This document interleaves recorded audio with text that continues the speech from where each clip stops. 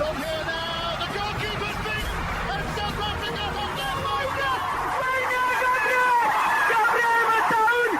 Share Sport 2010.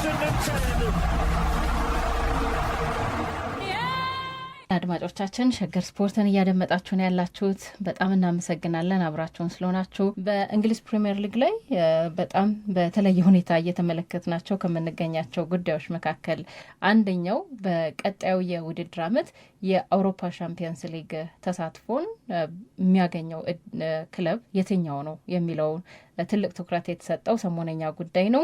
በተለይ ደግሞ የቼልሲ ወቅታዊ አቋሙ የውጤት መንሸራተቱ ከአውሮፓ ሻምፒየንስ ሊግ ተሳትፎ ውጪ እንደሆነ የሚያሳይ ውጤቶች ናቸው የተመዘገቡት። ግን ማንቸስተር ዩናይትድ፣ አስቶን ቪላ እንደዚሁም ደግሞ ሊቨርፑል አሁን እስከ 5ኛ ደረጃ ላይ ይገኛሉና ቀጣይ የሻምፒየንስ ሊግ ተሳትፎ ማንቸስተር ዩናይትድን እና ቼልሲን እንደዚሁም ደግሞ ሌሎች ተሳታፊ ክለቦችን በተመለከተ የተወሰኑ ነጥቦች እያነሳን ውይይት እናደርጋለን። ሄሎ እንደምን አለህ አቤ? ደህና ነህ ሆይ? እንደምን አለሽ ሳምሪ? እንደምን አላችሁ ክቡራን አድማጮቻችን? ሰላም ነኝ እኔ እግዚአብሔር ይመስገን። ሰላም ነው አለን በጣም ሰላም ነኝ። ዛሬ ከምናነሳቸው ነጥቦች መካከል አንደኛው ማንቸስተር ዩናይትድን በተመለከተ ያሉትን አዳዲስ መረጃዎች እናነሳለን። የካሪክን ጉዳይ በተመለከተ አሁንም አስተያየቶች እየተሰጡ ነው። በቀጣይ በቋሚ አሰልጣኝነት ለማንቸስተር ዩናይትድ መፈረም አለበት የለበትም የሚለው ክርክር እንደቀጠለ ነው። እዛ ላይ አዳዲስ ነገሮችን ለመጨመር እንሞክራለን። ግን የማንቸስተር ዩናይትድ የአውሮፓ ሻምፒየንስ ሊግ ተሳትፎ የቀጣዩ የውድድር ዓመት ዛሬ ላይ ሆነን እንደተረጋገጠ መናገር የምንችልበት ውጤት የተመዘገበ ይመስለኛል። እኔ ሳስበው ምን ትላለህ አንተ? በሁለት ምክንያት ያንን ድፍረት ማግኘት አያቅተንም ብዬ ነው ማምነው።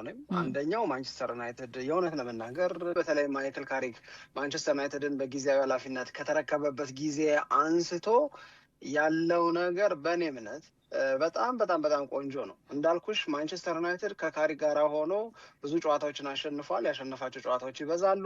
አቻ የወጣ አንድ ጨዋታ አካባቢ አለ። እንደዚሁም ደግሞ ወደ 2 አካባቢ ጨዋታዎችን ተሸንፏል።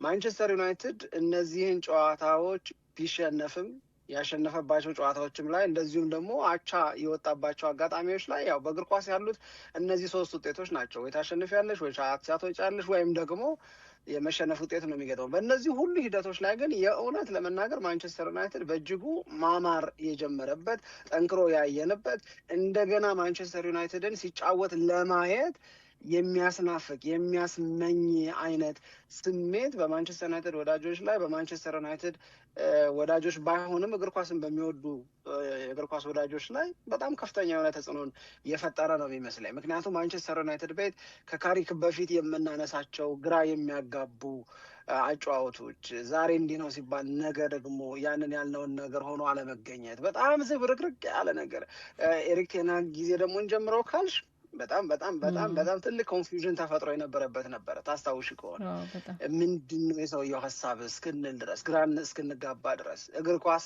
አለማወቅ ስሜት እስኪሰማን ድረስ። ምክንያቱም ሜዳ ላይ የምናየው ነገር በጣም ግራ የሚያጋባ ምንድነው የማንቸስተር ዩናይትድ አይደንቲቲ ምንድነው ማንቸስተር ዩናይትድ በዛሬው ጨዋታ ላይ የፈለገው እያለ ዓለም እየተነጋገረ የቀድሞ እግር ኳስ ተጫዋቾች የእግር ኳስ ተንታኞች ያን ሁሉ እያወሩ ኤሪክ ቴን ሃግ ይመጡና እንደ ዛሬ ደስ ብሎኝ አያውቅም ይላሉ።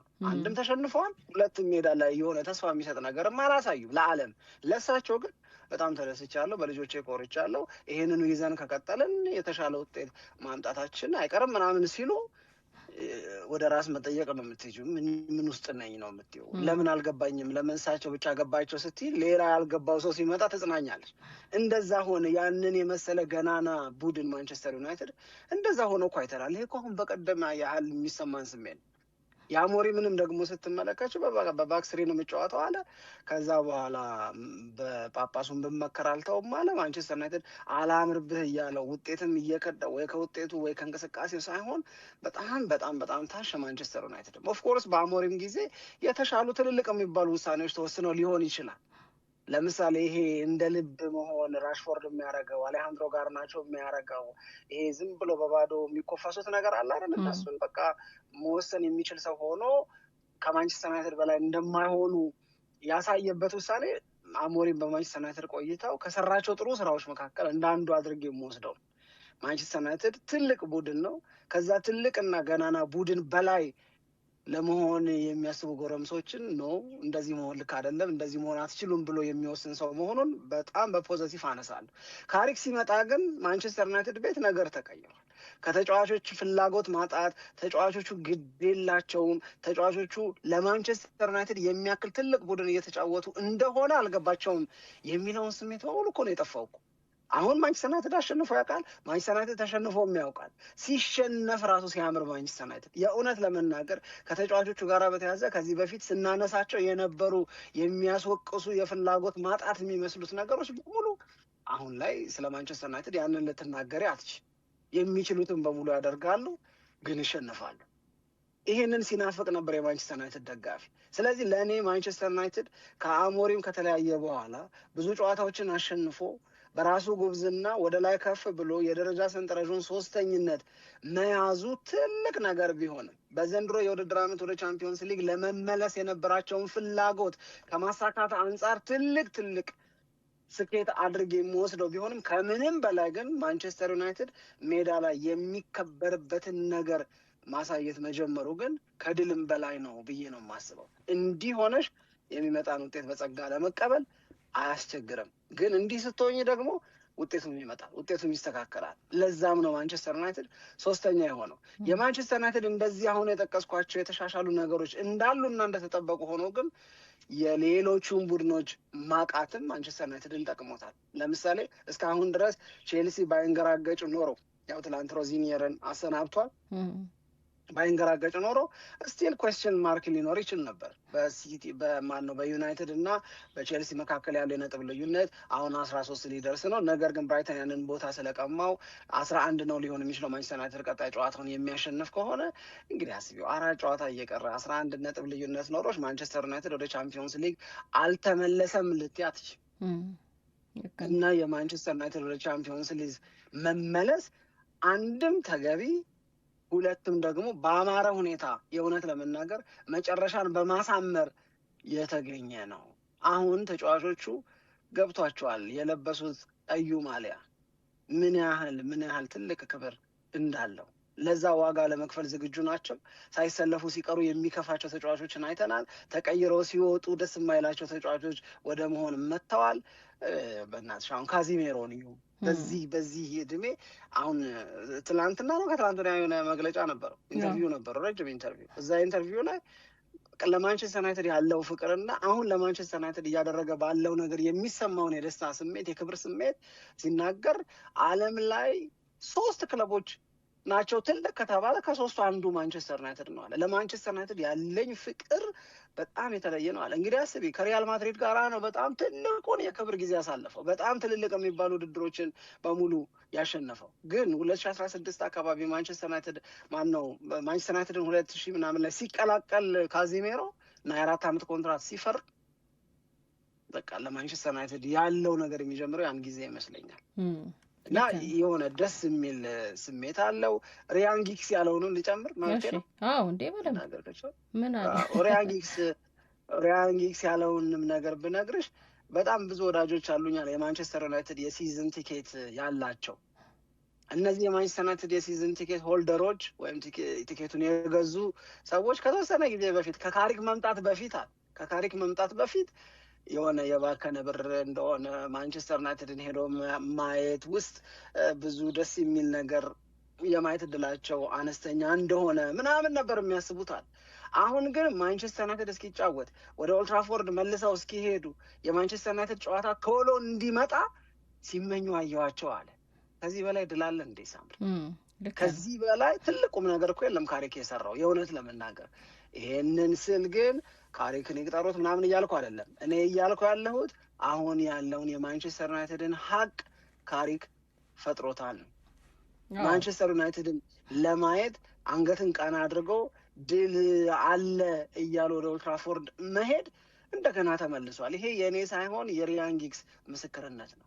ስለዚህ ካሪክ ለማንቸስተር ዩናይትድ የሰራውን ስራ እያንቆለጳጰሰ ይናገራል። አስቢው ማንቸስተር ዩናይትድ እኮ የውድድር ዓመቱ መጀመሪያ ላይ እኮ ወደ አውሮፓ ቻምፒዮንስ ሊግ የምመለስ ከሆነ ደስ ይለኛል፣ ግቤ፣ እቅዴ፣ ፍላጎቴ እሱ ነው ብሎ ነው እኮ የጀመረው። ያ የመሆን እድሉ አነስተኛ ሲሆን እና አሞሪምም ግትር ሲሆን ከሰዎቹ ጋር ሲለካከፍ የሆነ መውጣት የፈለገ ሰው መባረር የፈለገ ሰው የሚያደርገውን ነገር ማድረግ ሲጀምር ያባረሩት እንጂ ከአሞሪም ጋር እኮ ማንቸስተር ዩናይትድ ቢቀጥል ኖሮ አይ ዶንት ቲንክ ይሄ አሁን የምንላቸው በጎ ነገሮች በሙሉ በዚህ ሰዓት ስለ ማንቸስተር ዩናይትድ የምንነጋገር አይመስለኝም። ምክንያቱም ራሱን ብቻ እያዳመጠ በመረጋጋት ውስጥ ያለው ትርፍ እሱን የሚጠቅም የማይመስለው ሰው ማለት አሞሪም። ቢረጋጉ ተጫዋቾቹ ቢረጋጉ የክለብ አመራሮቹ ባለቤቶቹ ምንም የሚጎዳው ነገር አልነበረም፣ እሱንም ይጠቅማል እንጂ ግን ከሁሉም ጋር ተለካከፍ። አሞሪም ማኔጅ ያደረገበት መንገድ ነገሮችን በጣም ልክ እንዳልነበረ የሚያሳዩ ብዙ ነገሮች ደግሞ አሁን ተፈጥረዋል። እውነት ለመናገር እንደውም በሌላ ቀን እናነሳዋለን እንጂ የኮቢ ማይኖ ጉዳይ እዚህ ጋር መጠቀስ አለበት ብዬ ነው የማምነው። ኮቢ ማይኖ በአሞሪም ስር እንዴት ነበረ ወደ ጨዋታ የመምጣት እድሉ የመሰለፍ እድሉ ምን ያክል ጠባብ እንደነበር እናስታውሳለን። አሁን ደግሞ የማንቸስተር ዩናይትድ ዋና ሰው እና አሞሪምን ያጋለጠ ተጫዋች ነው ተብሎ ሁሉ አስተያየት ሲሰጥ ነበር። ይህንን ስንሰማ ነበረ። ስለዚህ የአሞሪም ውሳኔዎች በማንቸስተር ዩናይትድ ቤት ምን ያክል ዋጋ እንዳስከፈሉ በደንብ ነው የምናስታውሰው፣ በደንብ ነው የምንረዳው። እንደውም አሞሪም ልክ እንደተባረረ ማን እንደሚቀጠር ሳይታወቅ እንደው ደጋፊዎቹን ከሚቀጥሉት 12 ጨዋታዎች 8ቱን እናሸንፋለን፣ 2ቱን ነው አቻ የምንወጣው፣ 2ቱን እንሸነፋለን የሚል ቁጥር ቢቀርብላቸው በጣም አሪፍ ውጤት ነው ተብሎ ሊገለጽ የሚችል ነው።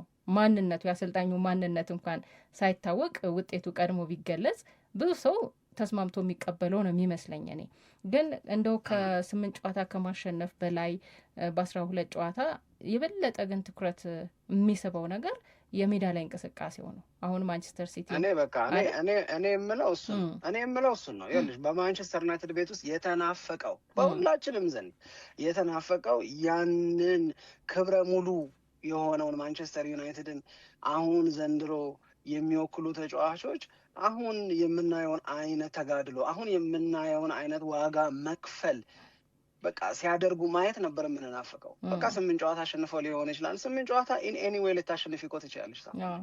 ነገር ግን በዚህ ስትሮንግ ሜንታሊቲ እና የማንቸስተር ዩናይትድን ክብር በመጠነ መንገድ ፐርፎርም ሲያደርጉ ዋጋ ሲከፍሉ ተሸንፈው ላለመውጣት ከፍተኛ ጥረት ሲያደርጉ ስታይ ግን የጎደለው ከድሉ በላይ ይሄ ነው በለሽት ያለች። ምክንያቱም ቴንሃግም እኮ ሲያሸንፍ ነበር።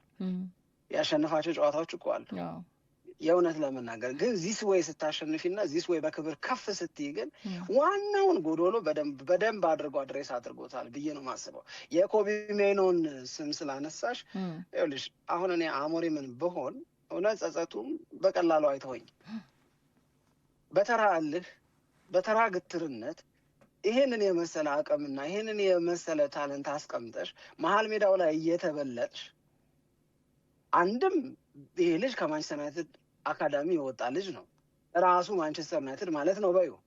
ሁለትም ከአሞሪም መቀጠር በፊት ከንቱ አልነበረም። በጣም ፕሮሚሲንግ የሆነ አቅም ያለው በተሰጡት እድሎች ሲባክን ሳይሆን ዲሲፕሊን ሆኖ ማንቸስተር ዩናይትድን በደንብ ፐርፎርም እያደረገ ሲያገለግል የነበረ ተጫዋች ነው።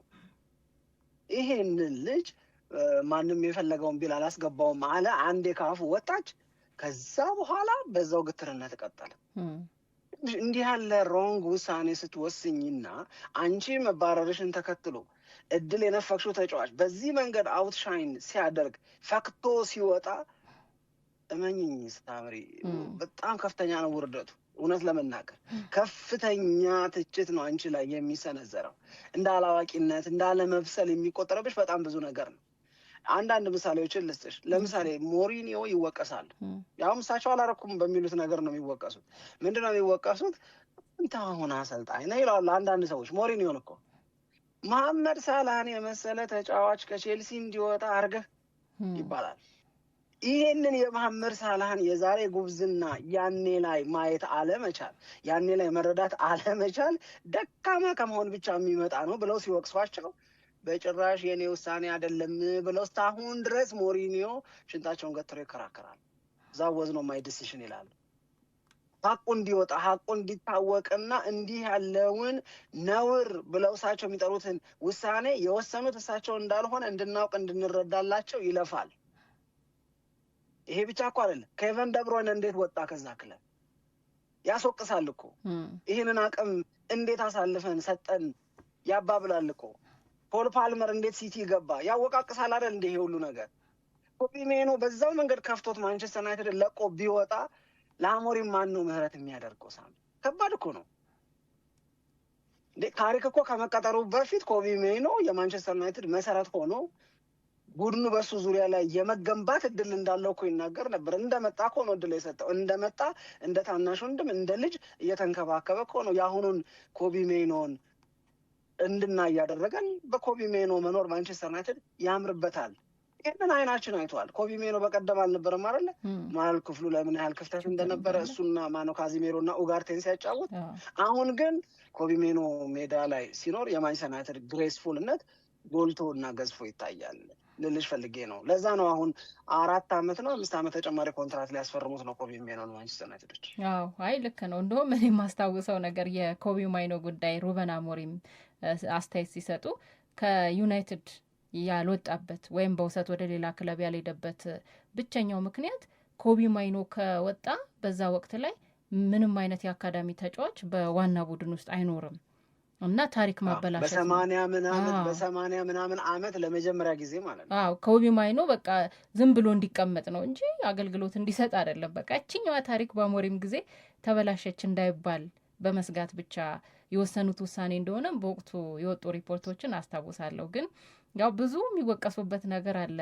ሩበን አሞሪም አሁን ባሉበት ሆነው የዩናይትድን አጨዋወት ስኬት እንደገና ደግሞ አሁን ከማንቸስተር ዩናይትድ ጋር መጫወት ቀላል እንዳልሆነ ያሳዩትን ተጫዋቾች ሲመለከቱ ምን ሊሰማቸው እንደሚችል አላቅም። ግን እንዳልከው በጣም ለማንም የሚጨምርበት እንዴት ለማንም ማንቸስተር ዩናይትድን መግጠም ለማንም አሁን ቀላል አይደለም። አዎ በጣም ልክ ነው።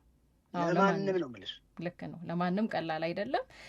ስለዚህ ምን እንደሚሰማቸው ብቻ አናቅም። ግን በክለብ ውስጥ ደግሞ ትልልቅ ለውጦች የተፈጠሩበት ወቅት ነው። እንደገና አሁን የውድድር ዓመቱ ሲጠናቀቅ በዩናይትድ ውሳኔዎች ደግሞ ይጠበቃሉ። አንደኛው የካሪክ ጉዳይ ነው። እሱ ምን ሊወሰን እንደሚችል አናቅም። ግን ይሄ የክረምቱ ጉዳይ ከአሰልጣኞች ለውጥ ጋር በተያያዘ ብዙ አዳዲስ ነገሮች የምንሰማበት እንደሚሆን እጠብቃለሁ። የዩናይትድ ብቻ ሳይሆን ሌሎች አሰልጣኞችም የውድድር ዓመቱ ሲጠናቀቅ ከክለቦቻቸው ጋር እንደሚለያዩ ስለተነገረ ማለት ነው። ይሄ አንድ የሚነሳ ነገር ነው። ሌላው ግን ዩናይትድ የሚያስፈርማቸው ተጫዋቾችን በተመለከተም ምንጠብቃቸው ነገሮች አሉ። በተለይ ይሄ የመሀል ክፍሉን ማጠናከር ላይ ዩናይትድ ምንም መዘናጋት እንደሌለበት እየተገለጸ ነው።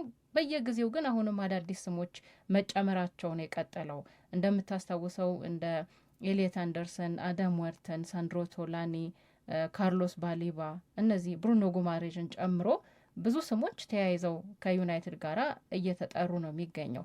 አሁንም ደግሞ ሰሞኑን የቹዋሜኒ ጉዳይ እንደ አዲስ ርዕሰ ጉዳይ ሆኖ ብቅ ብሏል እና እዚህ መሀል ክፍል ላይ ያለው ተጫዋቾችን የማስፈረም ጥረት በጣም የሚጠበቅ ነው። ዩናይትድንም ደግሞ የበለጠ የሚያስፈልገው እንደሆነ ይታወቃል። ግን አሁን እንደው በተሻለ ሁኔታ ስም ከመጥራት በዘለለ እንደው ረገጥ ያለ ነገር እየተሰማበት ጊዜ ነው ወይ?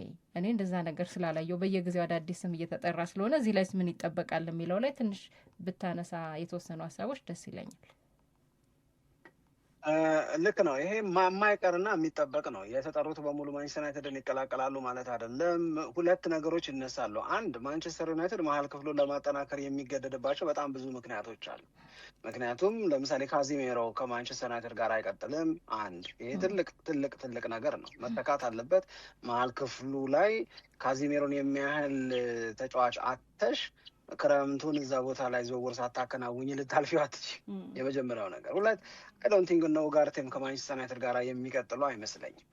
ስለዚህ የብሩኖ ፈርናንዴሽ ጉዳይ ገና አለየለትም። ብሩኖ ፈርናንዴዝ ይቀጥላል አይቀጥልም? አንድ አመት ቢቀጥል በጣም ጥሩ ነው ላለው ለምሳሌ እኔ ግን ማንቸስተር ዩናይትድ እንዴት ያደርጋል የሚታወቅ ነገር የለም። ቢቀጥልም ግን ይሄ ከኤጅ አንጻር ምናምን የዘንድሮውን ያህል ያምናውን ያህል እየሆነ ይቀጥላል ወይ? እሱም ሌላ ጥያቄ ነው የሚሆነው። ስለዚህ የመጀመሪያው ፋክተር ማንቸስተር ዩናይትድ ቤት ውስጥ እድሳት የሚፈልገው ዋነኛው ክፍል መሀል ክፍሉ ነው የሚለውን እንስማማለን። እድሜ በመግፋት ተጫዋቾች በመውጣታቸው ምክንያት። ሁለተኛው ማንቸስተር ዩናይትድ ራሱ ማንቸስተር ዩናይትድ ስለሆነ ትልቅ ቡድን ስለሆነ ትልልቅ ተጫዋቾች ከነበሩበት ክለብ የመውጣት የመልቀቅ እና ለቆም ወደ አዲስ ክለብ የመሄድ ጉዳይ ሲነሳ በተጠርጣሪነት ማንቸስተር ዩናይትድን አለማንሳታችም እንኳን እንደዚህ ያለ ፍላጎት እያለ ይቀርና በትልቅነቱ ብቻ አሶሺየት ታደርጊያለሽ፣ ፈላጊ አድርገሽ ታመጫለሽ። ስለዚህ እንደዚህ አይነት ሩመሮችን የሚሰሩ ሚዲያዎች የማንቸስተር ዩናይትድን ስም ከሹዋሚኒ ከቶናሊ ወይም ደግሞ ከነ ኤሊየት አንደርሰን ነጥለው ሊያዋቸው አይችሉም። እነዚህ በጣም ትልልቅ ዝውውሮች ናቸው። በነገራችን ላይ እኔ ኤሊየት አንደርሰን ለማንቸስተር ዩናይትድ ቢሟሟት በጣም እጅግ በጣም ደስ ይለኛል የእውነት ለመናገር። ስለዚህ የማንቸስተር ዩናይትድ እንደነዚህ ያሉ ተጫዋቾችን የማስፈረም ጉዳይ አይቀሬ ነው። ግን ማንን የሚለውን አሁን ከሩመር በዘለለ ጠንካራ ጥረት እየተደረገ ጠንካራ ግንኙነት ተመስርቷል፣ ጫፍ ላይ ደርሷል የሚለውን ለመናገር የሚያስቸግር ነው የሚሆነው። እሱ በተለያዩ ፋክተሮች ስለሚሞላ አንድ ማንቸስተር ዩናይትድ ከካሪክ ጋራ ነው የሚቀጥለው። ማን ይዘዋወር የሚለውን የሚወስነው ቀጣዩ በቋሚነት ማንቸስተር ዩናይትድን የሚይዘው አሰልጣኝ ስለሆነ ወይም እንዲሆን ስለሚሻል ካሪክ የሚቀጥል ከሆነ የካሪክ ቾይሶች ይኖራሉ ማለት ነው። ካሪክ የሚወጣ ከሆነና በሌላ ሲኒየር አሰልጣኝ ደግሞ የሚተካ ከሆነ ያ ሰውዬ በሚከተለው የጨዋታ ስልት ከእነዚህ አሁን በስም ከተጠሩ ተጫዋቾች ጋር በተያያዘ የእሱ ፕሪፈረንስ ምንድን ነው፣ ምርጫው ምንድን ነው፣ ማን ነው የሚለውን ማወቅ ስለሚፈልግ እነዚህ ነገሮች ሩመሮቹን እንሰማ ይሆናል እንጂ የመጨረሻውን ውሳኔ ለመወሰን ቀድመው መወሰን ያለባቸው ነገሮች እንዳሉ ነው የሚሰማኝ። ከዛ ውጪ ካሪክን ማቆየት ነው ልክ ወይስ አዲስ ትልቅ አሰልጣኝ መቅጠር ነው ልክ? ይሄ እኮ በጣም ሊያነጋግረን ይችላል። አንድ ሙሉ ፕሮግራም እኮ የሚያሰራ ነው። ግን ለአሁኑ ፍጆታ የካሪክ መቆየትም ያስፈራል፣ ካሪክን ማሰናበትም ግፍ ሊሆን ይችላል።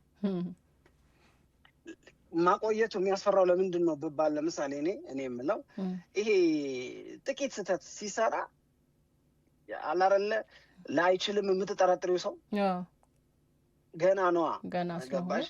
ገና ነው፣ ልምድ አልባ ነው። ስለዚህ ይህንን አቆይተው ነው እንዲህ የሚጫወቱብን ለመባባል በጣም ቅርብ ነው የሚሆነው።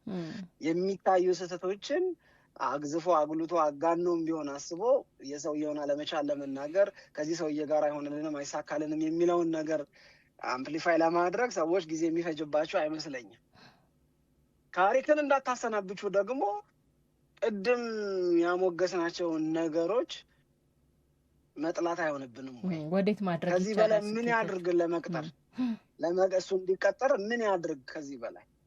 እኔ ለምሳሌ አሁን አንድ ሰው መንገድ ላይም ይሁን እንዳንቺ ወዳጅ የሆነም ሰው ይሁን የማንቸስተር ዩናይትድ ደጋፊ ለሆነ ሰው በዚህ ወቅት መደሰት ያለበት ዩናይትድ በደረጃ ሰንጠረዡ 3ኛ ስለሆነ ዩናይትድ ወደ አውሮፓ ቻምፒዮንስ ሊግ ስለገባ አይደለም።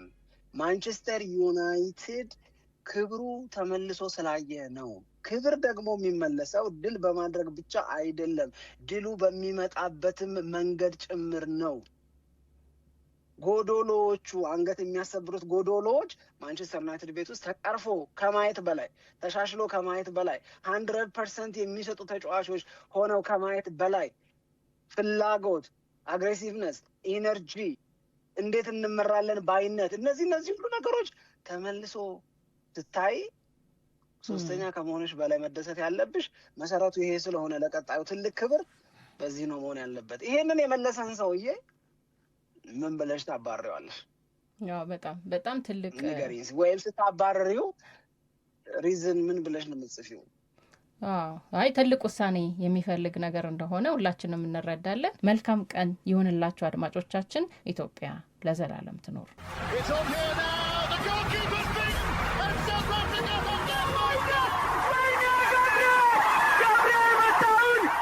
ሸገር ስፖርት